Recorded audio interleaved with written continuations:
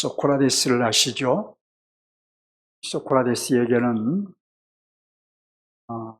좀 이름이 긴 친구가 하나 있었습니다. 이름이 게알리스 바디아스. 이름이 길죠? 이 게알리스 바디아스라는 친구가 있었습니다. 이 친구는 소크라테스만 만나면 나는 너를 싫어한다 라고 말을 했습니다. 왜냐하면 소크라테스를 만나면 자신의 부족한 모습이 자꾸 드러났기 때문입니다. 하지만 그 친구는 소크라테스와 좋은 관계를 유지하며 자주 만났습니다. 만날 때마다 자신의 부족함이 드러나 자존심도 상하고 또 부끄럽기도 했지만 그 친구는 자신도 모르는 사이에 변화되기 시작하여 결국 소크라테스와 같은 훌륭한 인격을 갖춘 사람이 되었습니다. 여러분, 우리도 주님 앞에 서면 부족한 점밖에 보이지 않습니다. 좋은 점보다는 안 좋은 점이 더 많이 보입니다. 칭찬보다는 책망을 더 많이 받습니다.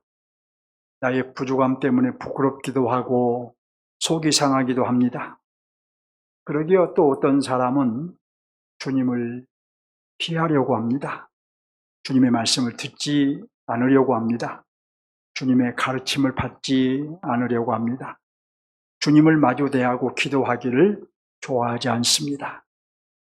하지만 우리는 주님 앞에서 부족함을 느끼면 느낄수록 또 연약함을 보면 볼수록 부끄러움을 느끼면 느낄수록 또 책망을 들으면 들을수록 더 자주 주님을 만나야 합니다. 더 많이 주님과 교제를 해야 합니다. 더 주님을 자주 마주대하고 기도해야 합니다. 그렇게 하는 것이 나도 모르는 사이에 조금씩 변화되어 주님을 닮아가는 비결인 것입니다. 주님을 피하지 마시기 바랍니다. 오늘도 주님의 말씀을 피하지 마시기 바랍니다. 본론으로 들어갑니다. 성령께서 성경을 기록하게 하실 때에 각 저자의 지식과 또 품성과 또 감정까지도 다 그의 모든 것을 사용해서 기록하셨습니다. 따라서 성경은 각 책마다 독특한 면이 있을 수밖에 없습니다.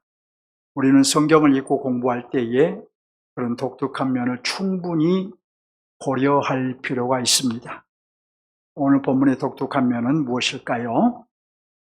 데살로니가 전서의 전반부에는 특별히 사도의 마음을 읽을 필요가 있습니다. 왜냐하면 이 데살로니가 전서의 전반부에는 데살로니가 성도들을 향한 사도의 아주 애타는 마음이 절절히 담겨 있기 때문입니다. 따라서 전반부에서는 데살로니가인들을 향한 사도의 마음을 읽어내는데 초점을 둘 필요가 있습니다. 먼저 그러면 데살로니가 교회는 언제 세워졌을까요? 사도의 제2차 전도 여행 중에 세워진 교회입니다. 사도의 제2차 전도 여행은 특별히 성령의 인도하심이 외적으로 나타났습니다. 우리가 사도행전 16장 9절로 10절을 보면 명백합니다. 밤에 환상이 바울에게 보이니 마게도냐 사람 하나가 서서 그에게 청하여 이르되 마게도냐로 건너와서 우리를 도우라 하거늘 바울이 그 환상을 보았을 때에 우리가 곧 마게도냐로 떠나기를 힘쓰니 이는 하나님이 저 사람들에게 복음을 전하라고 우리를 부르신 줄로 인정함이로라. 사도는 밤에 마게도냐 사람이 나타나 자신들을 도와달라고 하는 환상을 보았습니다. 사도는 그것이 성령의 인도하심인 줄을 믿고 원래 아시아로 전도여행을 떠나려고 했던 계획을 취소하고 즉시 마게도냐로 갔습니다. 마게도냐는 오늘날의 유럽이라고 생각하시면 됩니다. 바울 일행이 가장 먼저 도착한 곳은 빌립보라는 도시였습니다. 하지만 사도와 실라는 이 빌립보에서 복음을 전하다가 유대주의자들의 아주 거친 반발에 부딪혔으며 결국 유대주의자들의 모함으로 감옥에 갇히게 되었습니다. 하지만 주님은 밤중에 그 감옥문을 강제로 여시고 바울 일행을 그 감옥에서 탈옥시켜 주셨습니다. 기적적으로 빌립보를 탈출한 바울 일행은 바로 거기에서 데살로니가로 갔습니다. 아마도 빌립보에서 큰 성과를 내지 못했기에 조금은 침체된 마음으로 갔을 것입니다. 사도 일행이 데살로니가에 머문 기간에 대해서 어떤 학자들은 한 3개월 정도 머물렀을 것이라고 보기도 하고, 또 대체로 그러나 한 3주 동안, 3주면 길지 않죠? 한 달도 안 되는 이 3주 동안 머물렀다고 봅니다. 아무튼 사도 일행은 3주 동안 아주 집중적으로 복음을 전하였으며, 사도가 전한 복음이 말로만 전달되지 않고 능력과 성령과 큰 확신으로 전달되었습니다. 복음이 매우 강력하게 동시에 효과적으로 전달되었다는 의미입니다. 그 결과 이미 유대교로 개종했던 이방인들, 그들이 기독교로 개종하여 그들을 중심으로 세워진 교회가 바로 데살로니가 교회입니다. 하지만 이 일로 인해 유대교로 개종했던 이방인들이 다시 기독교로 개종하는 이 일로 인해 사도 일행은 데살로니가에서 유대주의자들의 강력한 반발에 부딪혔던 것입니다. 유대교에 가입했던 이방인들이 바울이 전한 복음을 듣고 유대교를 탈퇴하여 다시 기독교로 개종을 하자 유대주의자들이 사도를 로마의 관원에 제소한 것입니다. 그들이 로마의 관원에 제소한 죄목이 뭐냐 하면 사도가 당시 통치자였던 가이사 대신 예수라는 또 다른 왕을 전하고 있다는 것이었습니다. 이로 인해 사도 바울 일행은 급히 데살로니가를 떠나야 할 수밖에 없었던 것입니다. 자, 이제부터 아까 말씀드린 대로 사도의 마음을 느끼시고 또 사도가 발휘한 그리스도의 생명, 주님의 생명을 보시기 바랍니다. 여러분의 눈으로 보시기 바랍니다. 데살로니가를 떠난 사도 일행은 먼저 베레아로 갔습니다. 그러니까 먼저 베레아로 도착을 한 거죠. 하지만 사도는 데살로니가의 성도들을 도저히 잊을 수가 없었습니다. 왜냐하면 그들은 이제 막 예수님을 믿기 시작했는데 유대주의자들의 심한 회유와 핍박에 직면해 있었기 때문입니다. 사도는 자신이 유대주의자들에게 심한 환난과 핍박을 당했던 것을 생각하며 그들 또한, 데살로니가인들 또한 그런 환난과 핍박을 당하고 있지 않을까, 이것을 생각하며 마음이 괴롭고 또 아팠던 것이죠.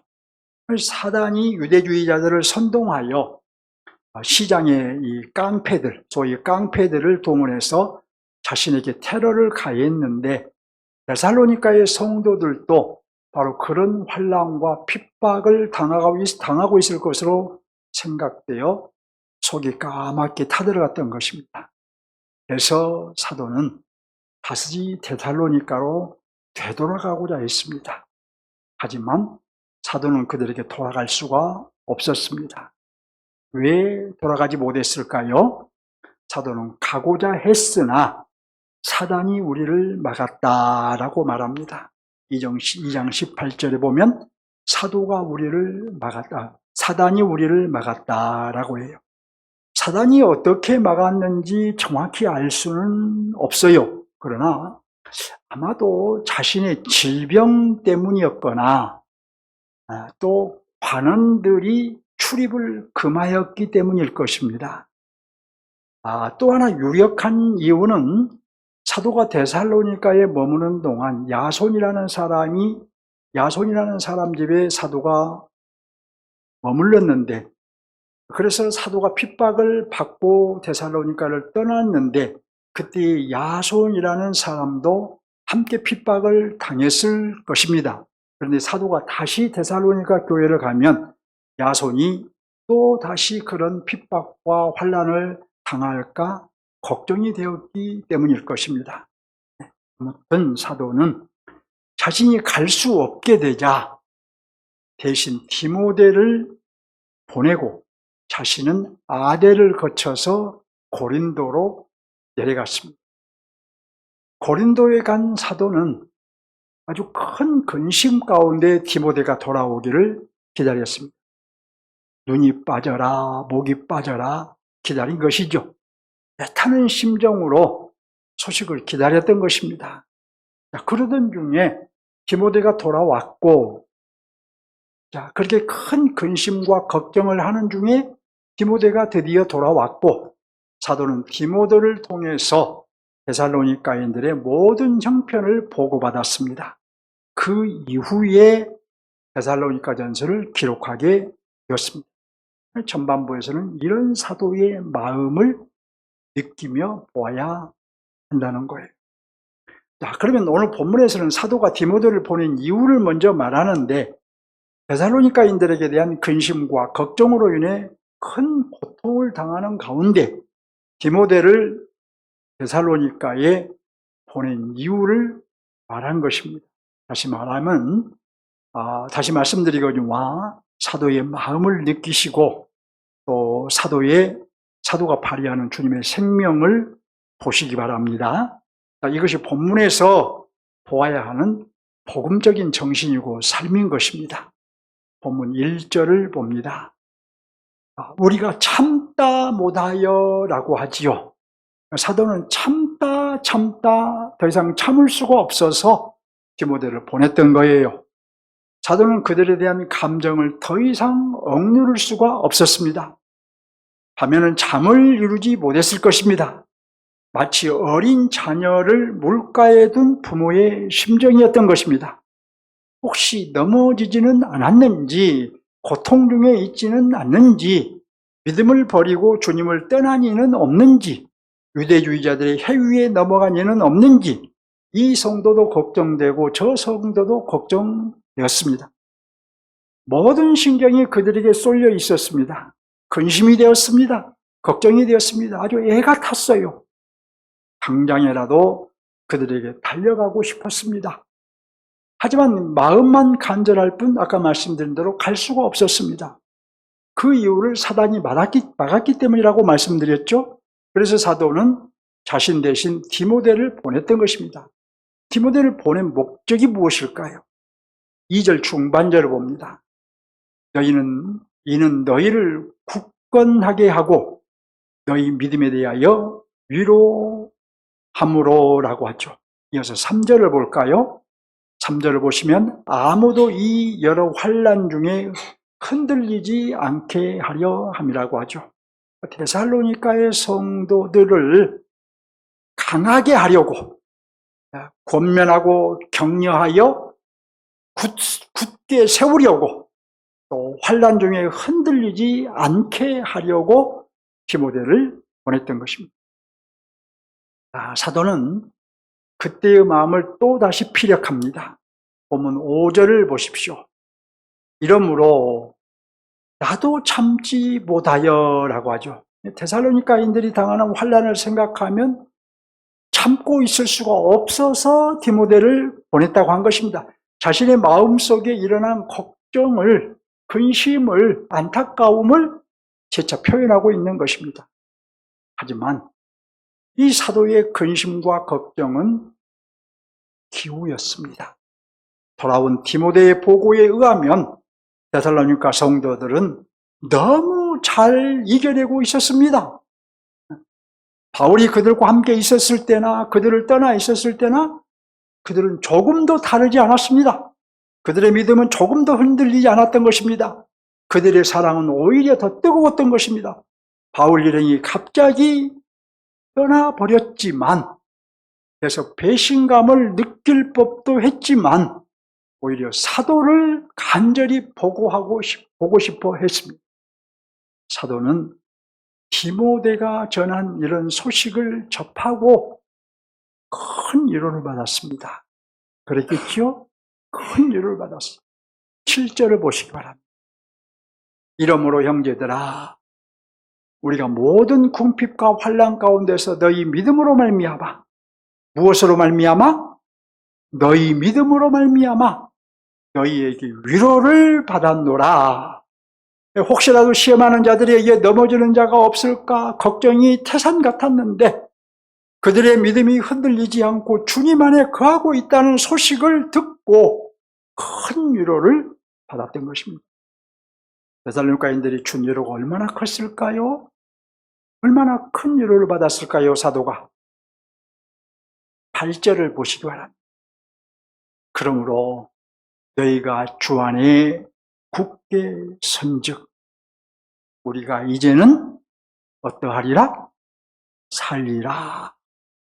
사도는 그동안 뜬 눈으로 밤을 새며 걱정하기도 했는데, 우리가 이제는 살리라. 우리가 이제는 걱정하지 않고 살게 되었다라고 안도했던 것입니다. 마치 어린아이를 물가에 둔 심정이었는데, 그들이 주님 안에 여전히 굳게 서 있다는 소식을 듣고 한시름 놓은 것이지요. 드디어 사도는 마음의 평안을 되찾았고 어서속히 그들에게 갈 수 있기를, 다시 가서 그들을 온전케 하기를 다시 기도하기 시작을 했습니다. 10절을 보십시오. 보시면 주야로 심히 간구함은 너희 얼굴을 보고 너희 믿음이 부족한 것을 보충하게 하려 함이라. 근데 우리는 여기서 이제 오해하지 않아야 돼요. 사도가 이렇게 애를 태우며 걱정한 것을 두고 하나님께 맡기지 못한 믿음이라고 오해하지 않아야 합니다. 우리가 문제 앞에서 근심하고 걱정하고 고통을 느끼는 것은 유한한 인간으로서 자연스러운 면이 있습니다. 하지만 또 이 점도 알아야 돼요. 하나님은 우리의 기도를 듣고 계시고 결국 하나님의 뜻대로 이루어 가신다는 것을 분명히 알아야 합니다. 그러니까 바른 믿음은 우리의 삶을 초월하는 것이 아니라 애타는 심정으로, 절박한 심정으로 기도하는 거예요. 그리고 이렇게 기도할 때에 맡겨지는 것입니다. 내가 맡긴다기보다는 수동적으로 맡겨지는 거예요. 본문의 핵심을 보겠습니다. 살피겠습니다. 본문에서는 사도의 마음을 느끼고 사도의 생명을 보는 것이 핵심이에요. 이것이 복음의 정신이고 복음적인 삶인 것입니다.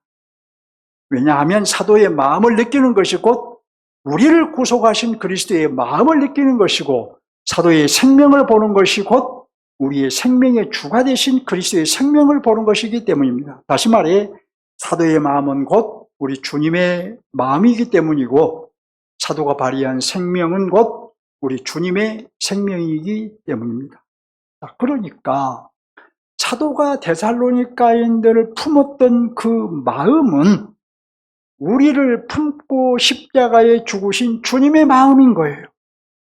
마치 어미가 자식을 위해 생명도 내어줄 수 있듯이 사도가 데살로니가인들을 위해 생명의 위험도 아랑곳하지 않은 것은 우리를 위해 십자가에서 내어주신 바로 주님의 생명인 것입니다. 사도는 주님의 마음으로 데살로니가인들을 품었습니다. 또 사도는 주님의 생명으로 데살로니가인들을 감쌌습니다. 바울의 마음을 지배한 것은 바로 주님의 마음이었어요. 사도 안에 충만한 것은 바로 주님의 생명이었습니다.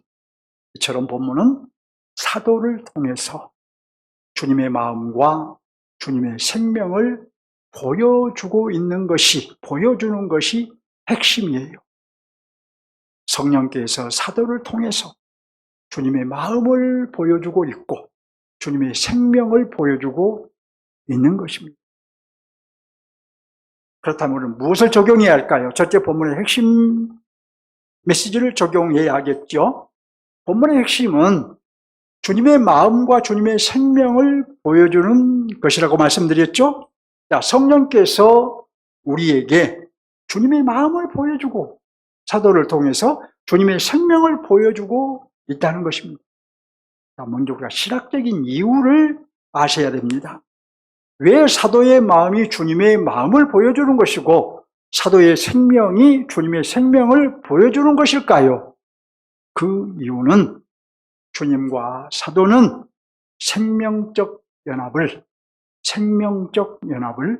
온전하게 이루었기 때문이에요. 자, 그것도 느슨하게 이룬 것이 아니라 그 생명적 연합이 조금도 빈틈없이, 조금도 부족함 없이 온전한 연합이었기 때문입니다. 따라서 주님이 품으신 성도들을 사도도 품었던 거예요. 주님이 감싼 성도들을 사도도 감싼 것입니다. 주님이 바라보시는 성도들을 사도도 바라본 것입니다. 주님이 사랑하시는 그 성도들을 사도도 사랑했던 것입니다. 주님이 함께 하시는 성도들과 사도도 함께 했던 것입니다. 주님이 아끼고 안타까워했던 그들을 두고 사도 역시 안타까워했던 거예요. 긍휼히 여겼던 거예요. 여러분, 사도에게 이것은 어려운 일이 아니었습니다. 우리는 이런 사도를 보면서 참 대단하다. 물론 대단하죠. 그런데 사도에게는 이것이 어려운 일이 아니었어요. 주님과 사도가 이런 생명적 연합이 아까 말씀드린 대로 완전했기에 사도의 생명이고 주님의 생명이었기에 주님이 품고 있는 데살로니가인들을 사도가 품은 것은 지극히 자연스러운 것이었습니다. 주님과 연합된 사도의 생명이 실질적으로 발휘되었기에 주님께서 자기 생명으로 구속하신 데살로니가인들을 사도가 자신의 생명 안에 품는 것은 그렇게 어려운 일이 아니었습니다. 주님이 바라보신 그들을 바라보며 그들을 품는 것은 사도에게 그렇게 어려운 일이 아니었다는 것입니다. 그러니까 우리가 본문에서 이 점을 분명히 알고 그랬구나, 사도가 그래서 주님을 데살로니가인들을 그의 마음에 그의 생명 안에 품을 수 있었구나라는 것을 분명히 알고 주님의 생명을 소유한 나도, 그러니까 여러분도 그럴 수 있다, 그렇게 할 수 있다라는 것을 생각하며 그렇다면 나는 어떠한지 돌아보며 적용해야 할 것입니다. 그것은 사도의 얘기지 우리의 얘기는 아니다라고 생각하지 말고 사도가 주님의 생명으로 그들을 품었던 것처럼 우리 또한 주님의 생명으로 타자를 품을 수 있다는 것을 생각하며 과연 나는 어떠한가 돌아보며 점검해야 한다는 것입니다. 저는 먼저 오늘 본문을 통해서 저 자신을 돌아봅니다. 오늘 본문이 저에게 박 목사 너부터 돌아보라고 말씀을 하시는 것 같아요. 저는 어떤 목사인지 스스로 물으며 사도의 마음을 단 100분의 1이라도 가질 수 있으면 참으로 좋겠다라는 생각을 합니다. 저도 사도처럼 여러분을 제 마음에 온전히 품고 저의 생명으로 온전하게 감싸기를 원합니다. 자, 주님께 그런 목사로 인정받고 싶습니다. 이 세상에 사도와 같은 목회자가 있겠습니까마는 사도 바울을 조금이라도 닮은 목회자가 되기를 소망합니다.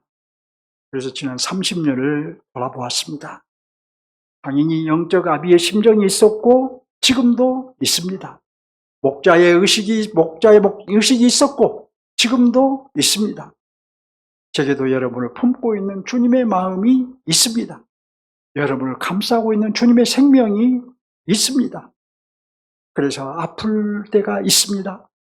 고통스러울 때가 있습니다. 안타까울 때가 있습니다. 여러분의 문제로 인해 가슴이 덜컹할 때도 있습니다.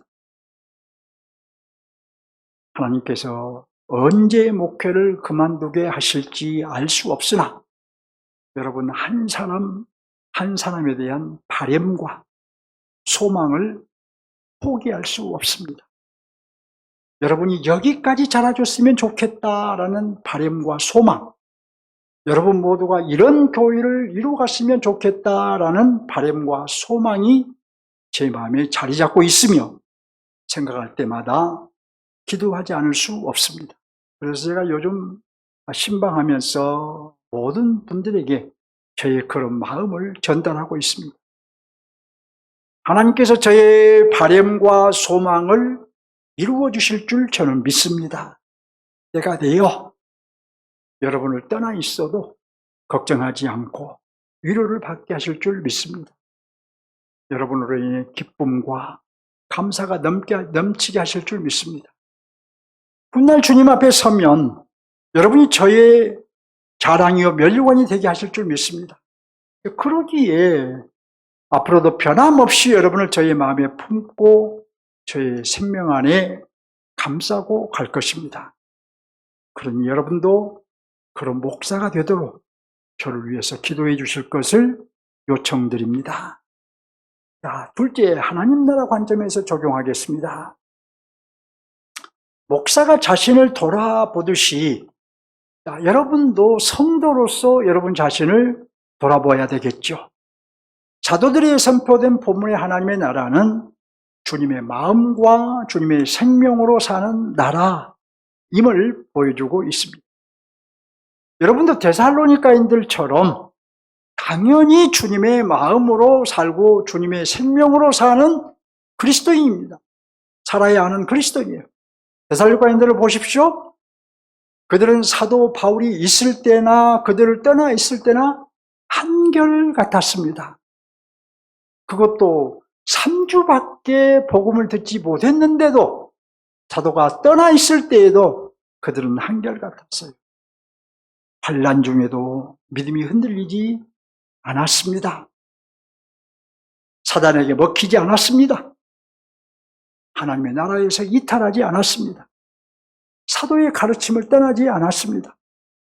사단의 공격에도 자신들의 믿음을 잘 지켜냈습니다. 심지어 사도가 급하게 자신들을 떠났음에도 자신들을 버리고 떠났다며 실망하지 않았고 또는 자신의 안위를 위해 도망쳤다고 오해하지 않았으며 오히려 사도가 그들을 보고 싶어하는 것처럼 그들도 사도를 보고 싶어 했습니다. 사도가 그들을 자신의 마음에 품고 있었듯이 데살로니가인들도 사도를 자신들의 마음에 품고 있었던 것입니다. 사도가 생명으로 그들을 감싸고 있었듯이 그 데살로니가인들도 사도를 그들의 생명 안에 품고 있었던 것이지요. 여러분도 데살로니가인들처럼 타자를 품어야 합니다. 다른 사람을 품어야 합니다. 타자를 마음에 품고 생명으로 감싸는 것이 우리 그리스도인들에게 요청되는 삶인 것입니다. 자, 오늘 본문에 의하면 특별히 성도로서 그리고 교회로서 목사를 품어야 합니다. 제가 목사가 목사를 품으라니까 좀 민망한 말이 될 수도 있지만 그러나 여러분 지금 여기에 있는 저를 여러분은 품어야 하고 다음에 여러분과 함께 하게 될 목사님을 품어야 합니다. 아직 그분이 누구인지는 알 수 없지만 그때가 되면 또 그분을 품어야 돼요. 왜 성도들은 목사를 품어야 할까요? 목사는 목자로서 성도들을 품어야 한다고 생각하겠지만 그러면 성도들은 왜 또 목사를 품어야 될까요? 여러분, 이 점을 분명하게 이해해야 합니다. 왜 목사를 내가 품어야 하지? 왜 내 생명 안에 목사를 품어야 하지? 사도도 데살로니가인들에게 당당하게 말합니다. 형제들아, 우리를 위하여 기도하라. 이렇게 말을 해요. 또 빌레몬에게는 너희 기도로 내가 너희에게 나아갈 수 있기를 기도하라. 또 골로새인들에게는 우리를 위하여 기도하라. 이렇게 했습니다. 기도하라는 것은 마음에 품고 기도하라는 말이에요. 입술만 열어 기도하라는 말이 아니라 마음에 품고 기도하라는 거예요. 그리고 엄마가 자녀를 품었다는 것이 자연스럽게 나타나듯이 여러분이 목사를 품었다는 것도 자연스럽게 나타나야 합니다. 그 품는 사실이 자연스럽게 나타나야 돼요.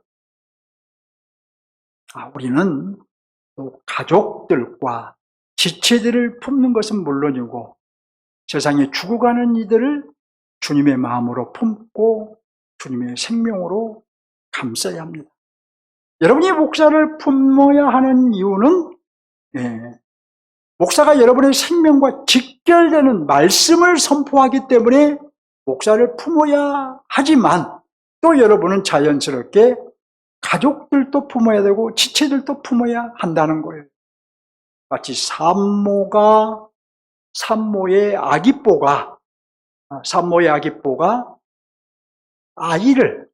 태중에 있는 아이를 감싸듯이 한 영혼을 여러분의 생명으로 감싸야 하는 것입니다. 물론 이것을 가리켜 생명의 타자성의 원리라고 합니다.